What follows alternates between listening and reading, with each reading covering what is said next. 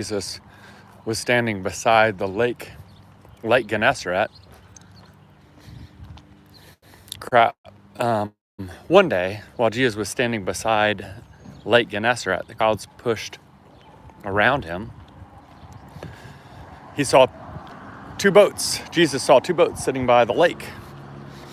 The fishermen had gone ashore and were washing their nets. Jesus boarded one of the boats, the one that belonged to Simon, then asked him to row out a little distance from the shore. Jesus sat down and taught the crowds from the boat. When he finished speaking to the crowds, he said to Simon, "Row out farther into the deep water and drop your nets for a catch." Simon replied, "Master, we've worked hard all night and caught nothing, but because you say so, I'll drop the nets." So they dropped their nets, and their catch was so huge that their nets were splitting. They signaled for their partners and the other boat to come and help them. They filled both boats so full that they were about to sink. When Simon Peter saw the catch, he fell at Jesus' knees and said, "Leave me, Lord, for I'm a sinner." Jesus and those with him were overcome with amazement because of the number of fish they caught. James and John, Zebedee's sons, were Simon's partners, and they were amazed too. Jesus said to Simon, "Don't be afraid. From now on you'll be fishing for people." As soon as they brought the boats to the shore, they left everything and followed Jesus. Jesus was in one of the towns where there was also a man covered with a skin disease. When he saw Jesus, he fell on his knees and said, "Lord, if you want, you can make me clean." Jesus reached out his hand, touched him, and said, "I do want to. Be clean." Instantly, the skin disease left him. Jesus ordered him not to tell anyone. Instead, he said, "Go and show yourself to the priests and make an offering for your cleansing as Moses instructed. This will be a testimony to them." The news of him spread even more, and huge crowds gathered to listen and to be healed of their diseases. And those bothered by healed of their diseases, but Jesus would withdraw to deserted places for prayer. One day when Jesus was teaching, Pharisees and legal experts were sitting nearby. They had come from every village in Galilee and Judea and from Jerusalem. Now the power of the Lord was with Jesus to heal. Some men were bringing a man who was paralyzed, lying on a cot. They wanted to carry him in and place him before Jesus, but they couldn't reach him because of the crowd, so they took him up on the roof and lowered him, cot and all, through the roof tiles into the crowded room in front of Jesus. When Jesus saw their faith, he said, "Friend, your sins are forgiven." The legal experts and the Pharisees began to mutter among themselves, "Who is this person who is this who forgives sins? Who is this who blasphemes God? No one can forgive sins except God. Who is this who insults God? Only God can forgive sins." There we go. Who is this who insults God? Only God can forgive sins. Jesus recognized what they were discussing and responded, "Why do you fill your minds with these questions? Which is easier, to say, 'Your sins are forgiven,' or to say, 'Get up and walk'? But so that you may know that the human one has authority on earth to forgive sins." Jesus now spoke to the man who was paralyzed. "Get up, take your cot, and go home." Right away, the man stood before them, picked up his cot, and went home praising God. All the people were beside themselves with wonder. Filled with awe, they glorified God, saying, "We've seen unimaginable things today."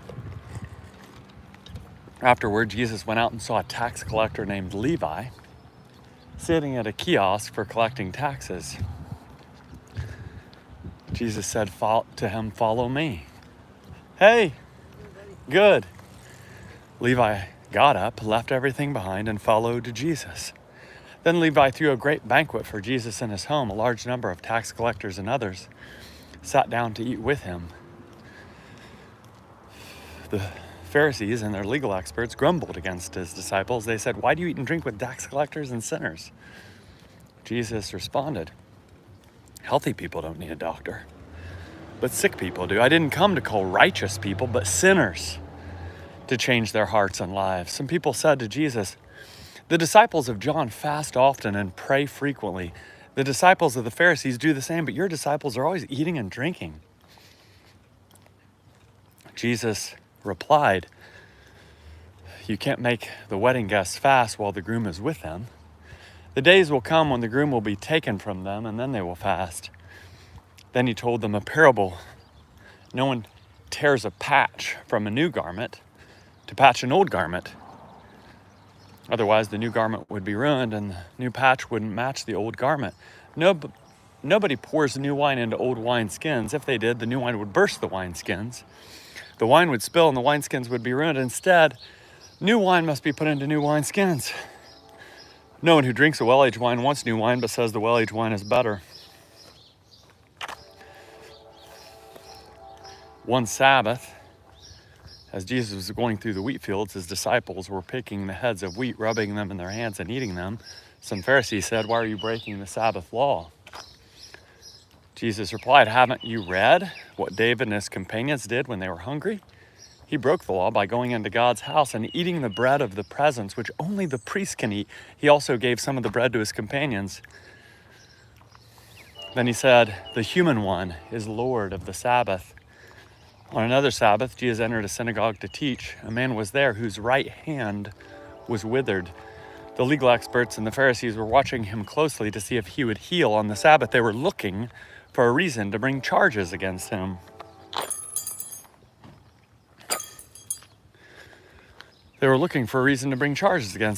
Jesus knew their thoughts, so he said to the man with the withered hand, "Get up and stand in front of everyone." He got up and stood there. Jesus said to the legal experts and Pharisees, "Here's a question for you. Is it legal on the Sabbath to do good or to do evil, to save life or to destroy it?" Looking around at them all, he said to the man, "Stretch out your hand." So he did, and his hand was made healthy. They were furious and began talking with each other about what to do to Jesus. During that time, Jesus went out to the mountain to pray, and he prayed to God all night long. At daybreak, he called together his disciples. He chose 12 of them, whom he called apostles: Simon, whom he named Peter, his brother Andrew, James, John, Philip, Bartholomew, Matthew, Thomas, James the son of Alphaeus, Simon, who is called a zealot, Judas the son of James, and Judas Iscariot, who became a traitor. Jesus came down from the mountain with them and stood on a large area of level ground. A great company of his disciples and a huge crowd of people from the towns around Jerusalem. And a huge crowd of people from all around Jerusalem and Judea and the area around Tyre and Sidon joined him there. They came to hear him and to be healed of their diseases. And those bothered by unclean spirits were healed. The whole crowd wanted to touch him because power was going out from him and he was healing everyone. Jesus raised his eyes to his disciples and said, "Happy are you who are poor, because God's kingdom is yours. Happy are you who weep, who hunger now, for you will be satisfied. Happy are you who weep now, for you will laugh. Happy are you when people hate you, reject you, insult you, and condemn your name as evil because of the human one. Rejoice when that happens. Leap for joy, because you have a great reward in heaven. Their ancestors did the same things to the prophets."